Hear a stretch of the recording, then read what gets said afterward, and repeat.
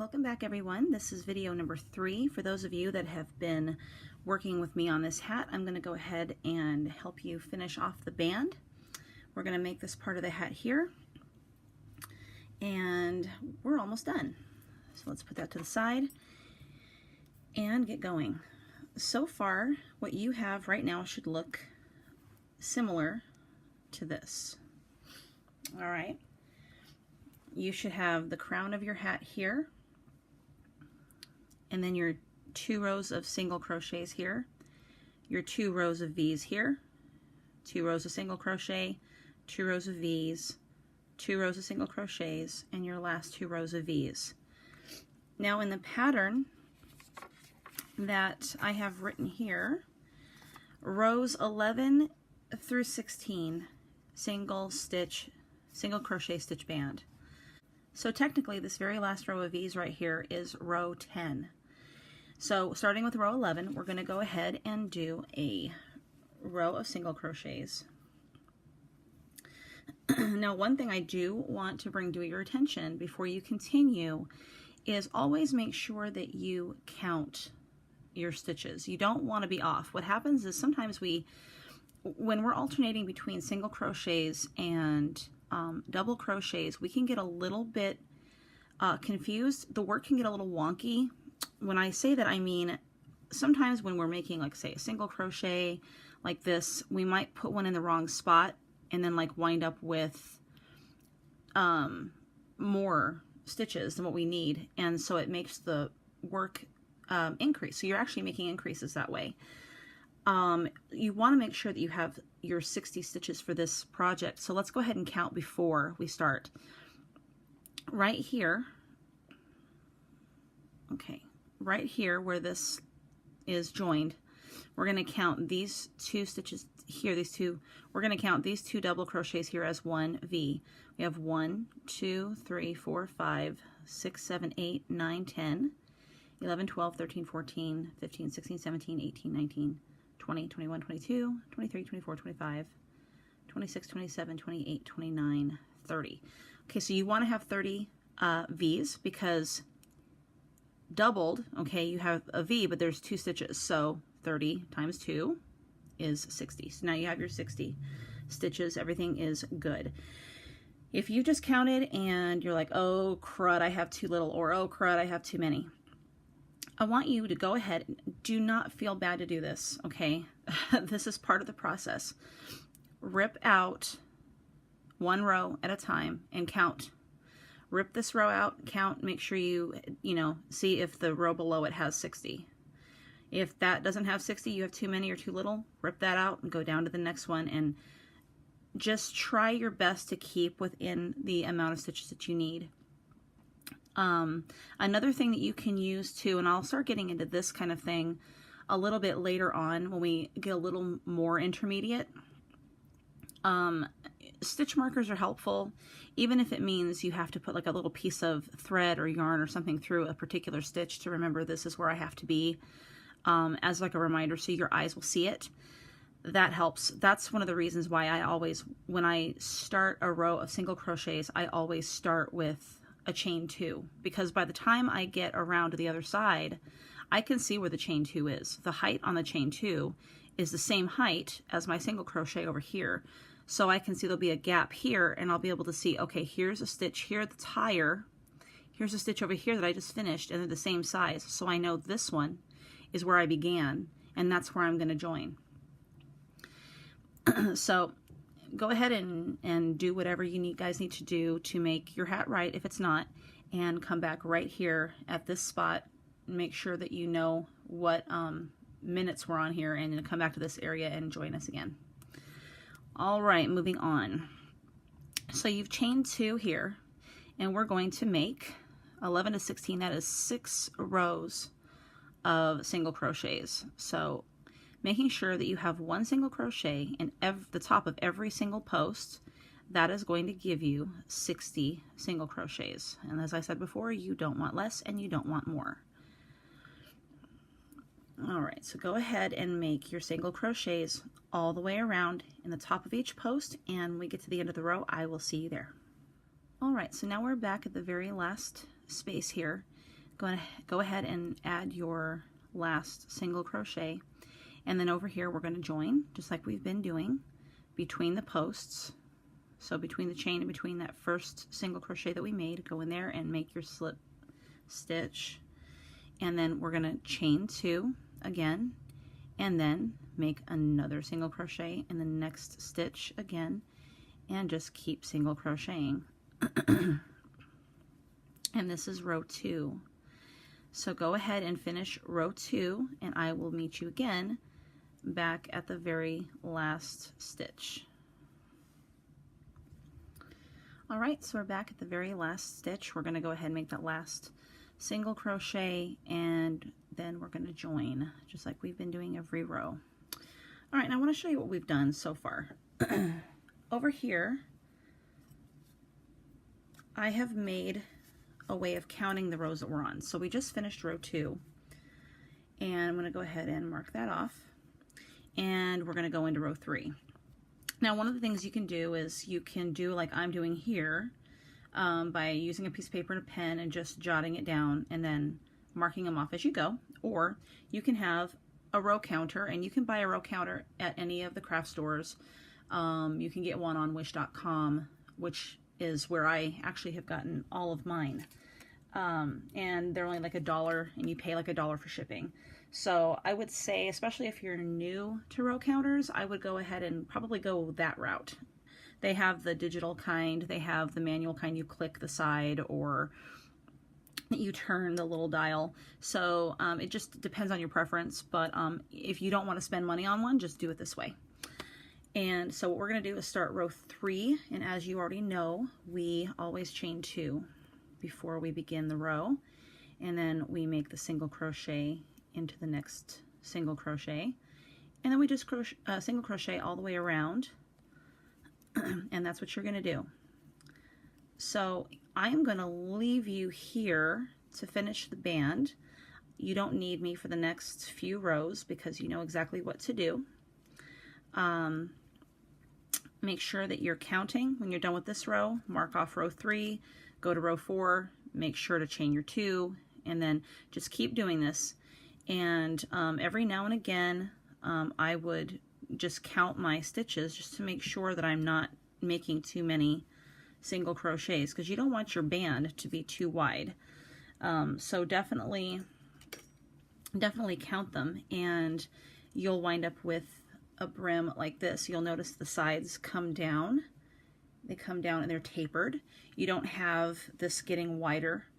So there's exactly 60 stitches from around in the band to create this nice tight band, which is what you want. 'Cause you don't want it falling off of the baby's head or whatever. So go ahead and finish the band, and I will see you when we're finished.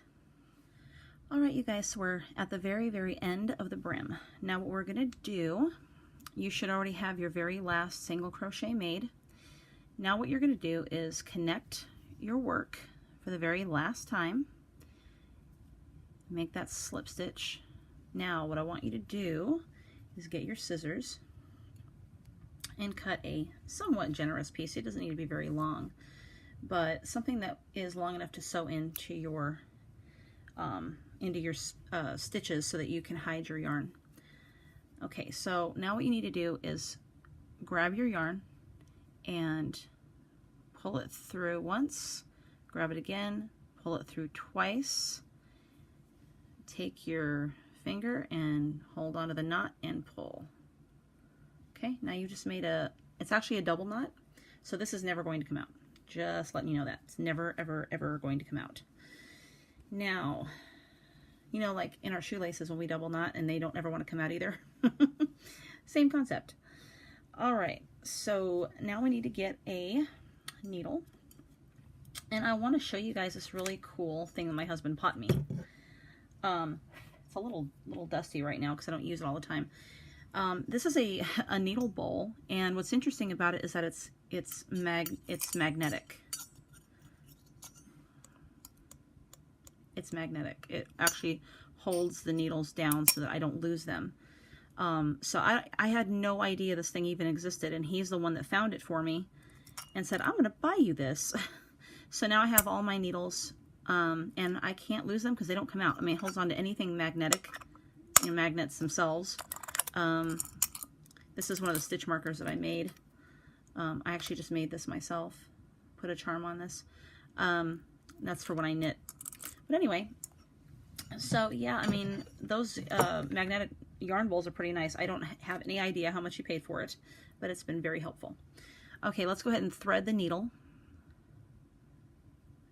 And we're gonna go ahead and flip this, not inside out, but just pull it or turn it this way so that you have the inside facing you.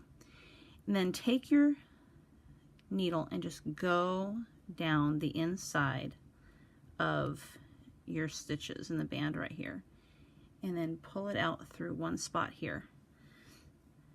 And this is how we're going to weave this in.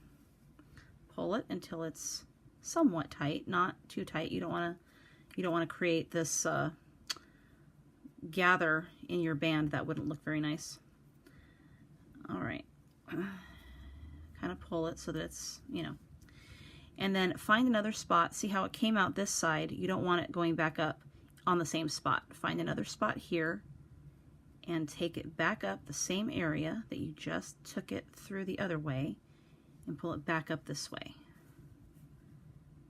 Pull it a little bit so that it's hidden, and then do it one more time down the same spot in another area along that same, around that same basic spot, and then pull it out through the bottom again. Now you do this 3 times because you want, first of all, you want it to be tightly in there. You don't want this ever coming unraveled on you.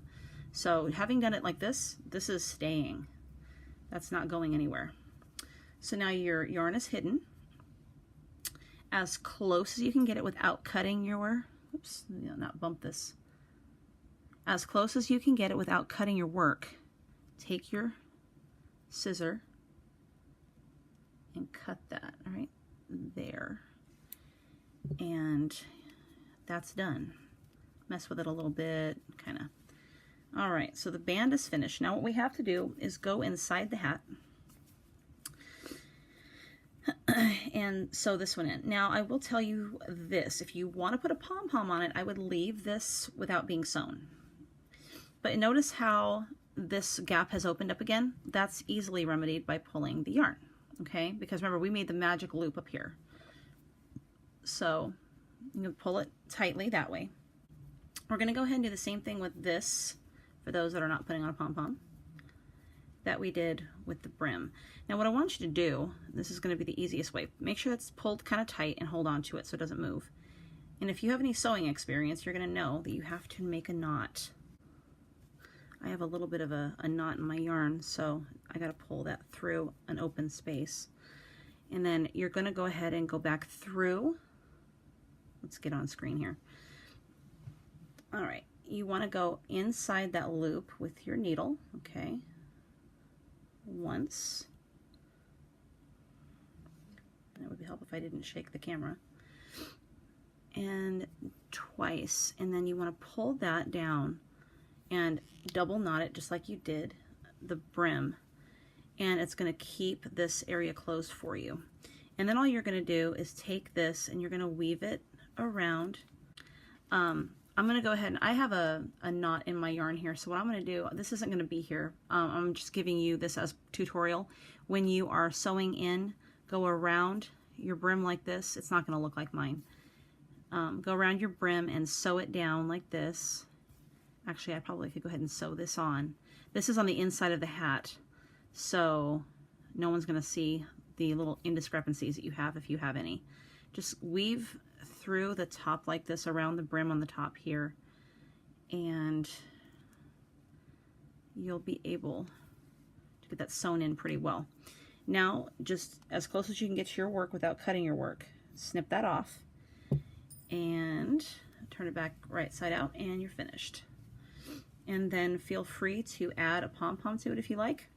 This actually, because of the color that I chose, and you can choose any color you want to, this makes a great spring hat for a little baby.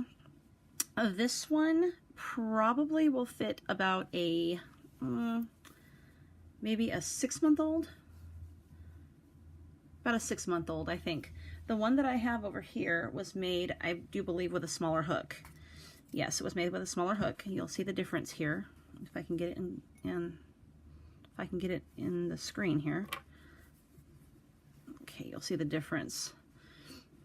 So one is definitely larger than the other. Let's see if I can get that to... This one here, I believe, was made with a size G hook. And this one should fit like a 3-month-old, because from the side, from here to here, and if you get a measuring tape and you measure this, let me grab my measuring tape here. I have a fabric one out in the other room, but I don't want to get it right now. The top of this hat, the across the hat here is about 4.5 inches, roughly. So, and I'm talking about from here, before we started, so from here to here. So if you lay this flat like this, if you lay this flat this way so that you can see the crown that we made originally, and then you measure across the crown like this, it's going to be about 4 to 4.5 inches across. So that will fit about a 3-month-old if you use a size G hook. And then with the one we just made, it's a little bigger, and I used an H hook. Let's see, this one's about 5.5 inches. So we added an extra inch by just changing the size of the hook. So this one will probably fit a 6-month-old to a 12-month-old. It just depends on the baby. You can see the difference here in size. See, just a little bit different. It's not too terribly different, but believe me when I say that this one is definitely going to stretch further than this one will. So this one will fit an older child, maybe into toddler age, but like I said, it just depends on the child. If the baby was a preemie or something like that, then this one will work for quite a while. Anyway, these can be spring hats. You can make them in pink, mint green, yellow, lavender. Lavender is definitely a 2018 color this year. It's trending. So I would definitely choose lavender. But anyway, you can see that the brim came out beautifully. It's nice and taut. And I'm going to show you the seam on the back.